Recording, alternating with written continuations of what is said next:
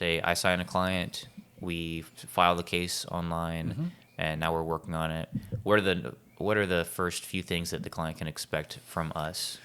Right. So after the intake, which will be a phone interview, Yep.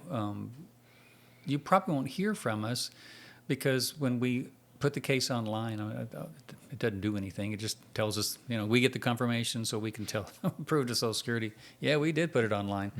But you probably will get a letter. It's called the attestation letter.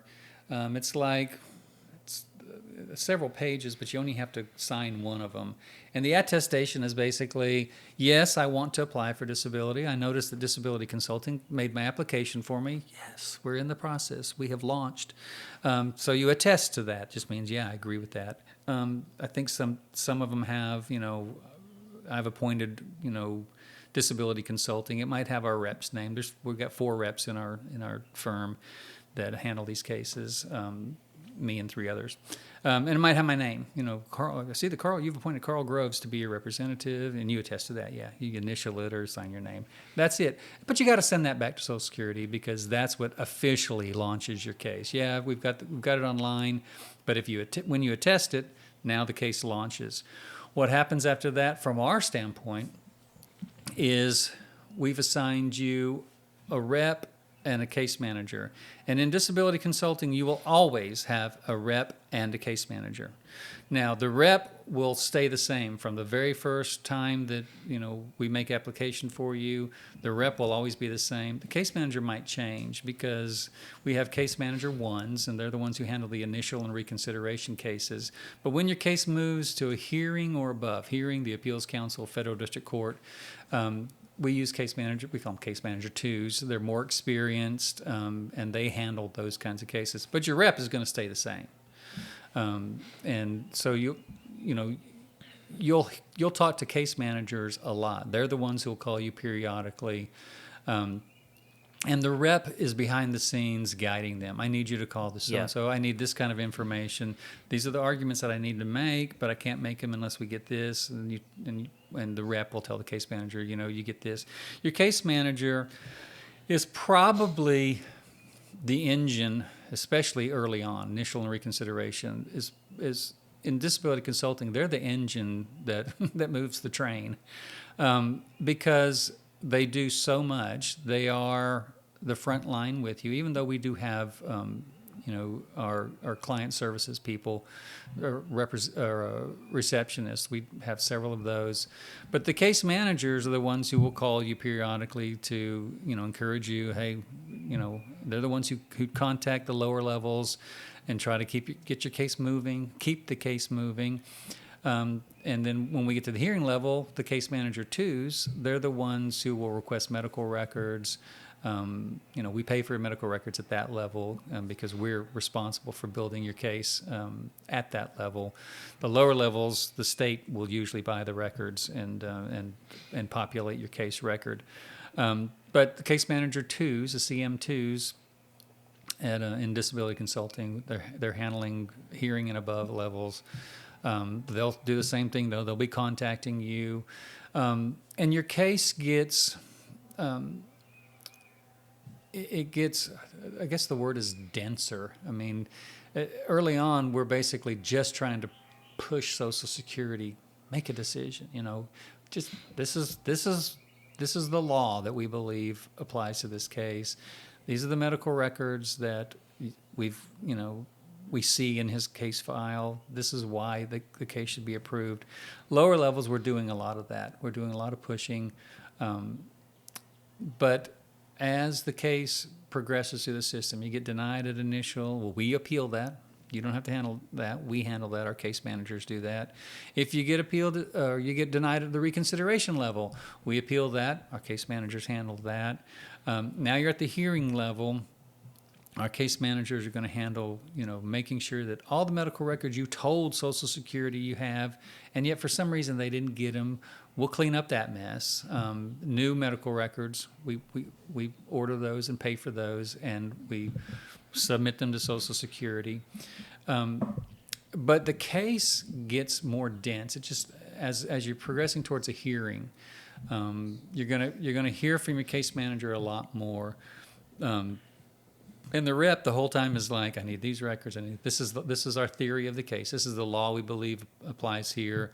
I believe that these records are going to show this, blah, blah, blah. So the case manager too and the rep are really starting to work very closely on your case the closer your hearing comes. And then before the hearing, that's when the rep will actually give you a buzz and say, listen, I know you've been talking with so-and-so or my case manager. I'm the one who's going to be at the hearing with you, either on the phone or in person. I had an in-person hearing last week. It was the first one in quite a while. But, and I'm the one who's going to be asking questions. And I'm the one that's been guiding your case managers since you first applied. And so you get a little bit, more activity going on, especially before the hearing. A couple of weeks before the hearing, a week before the hearing is when your rep will give you a call and prep you for the hearing.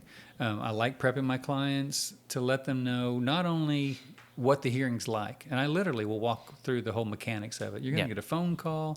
These are the people that are going to be on the hearing. This is, This is what the way that you want to answer. I'm never going to tell you what to say, but I am going to tell you the way to answer. If it's yes or no question, answer yes or no. And these are the questions I know I'm going to ask you because I get to ask you questions in a hearing. This is how it's going to go. This is how long it's going to last. I give them all that. So they're not so nervous. Once again, you hired somebody, and then you'll hear me in the hearing. I will give my theory of the case, what law I believe supports it. You will hear me cross-examine a vocational witness. And that is the process. And of course, if you're denied at a hearing, if I believed you were disabled before the hearing and during the hearing, unless something has ridiculously changed, I still believe you're disabled even though the judge said no, and I will talk to you about, hey, we can go further on this. The hearing is not the end of the road. A lot of firms treat it like it is the end of the road. Well, I didn't win at the hearing level. I'm just going to, drop your case. You'll have to start all over. Sorry. Okay. Well, we're not like that. I'll discuss with you, here's what the appeals counsel is. Here's the wait time usually. Do you want to do this? You can start all over, but do you want to do this? Appeal it. If you do, we handle that. We take care of that. That's one of the things that the actual appeals counsel appeal brief is always by the rep. It's, it's not, case managers do the other appeals, but I always brief my own appeals counsel briefs. One of the things that I tell clients is the case manager is more of the day-to-day stuff, handles all the day-to-day operations, and then you can think of the representative as the strategist behind the case that's proving that you're disabled according to Social Security law. So they're working on the theory of the case and doing everything behind the scenes. Right. Is that pretty accurate? Oh yeah, absolutely. It's you got to think about some things. The case management software that we use is real time. So, I mean, if somebody at the front desk, receives a call from a claimant who's, really needing to report something, if what they'll do is they'll just transfer the call to the case manager, and the case manager can document that, and the rep sees it immediately. I mean, it literally is in real time. So when I say that the case managers are really the engines that run the train, especially at the lower levels, and then the case manager twos who handle hearing and above cases, they're getting, they're doing day-to-day stuff. And day-to-day stuff is not just talking to you as the claimant, it's talking to your doctors. And you wouldn't believe, or maybe you would, but you wouldn't believe how problematic it is to get your doctor to send us 25 pages that we've paid $55 for. You wouldn't believe how many times we have to call them. We requested these records 2 weeks ago and we haven't gotten them yet. Sometimes we've prepaid for them. Oh yeah, we're working on that. So you wouldn't believe how, those kinds of phone calls are necessary. in the claim. Now multiply that times a few hundred, and you get an idea of what the CMs, the case managers, do all day long. So it's not just talking to you; it's talking to hospitals, doctors, the Social Security Administration. Case managers. They're on the phone pretty much all day long. And sadly, if you call Social Security these days, you get really, really bad music while you're on hold, and you're on hold for, 45, 55, 85 minutes. It's ridiculous. Yeah. But it's got to be done. Somebody's got to do it, and that's what you've appointed us to do, and that, by gosh, we're going to do it. If you have a question about your disability case, give us a call at 615-453-9151 Monday through Friday, or click the link in the description of this video.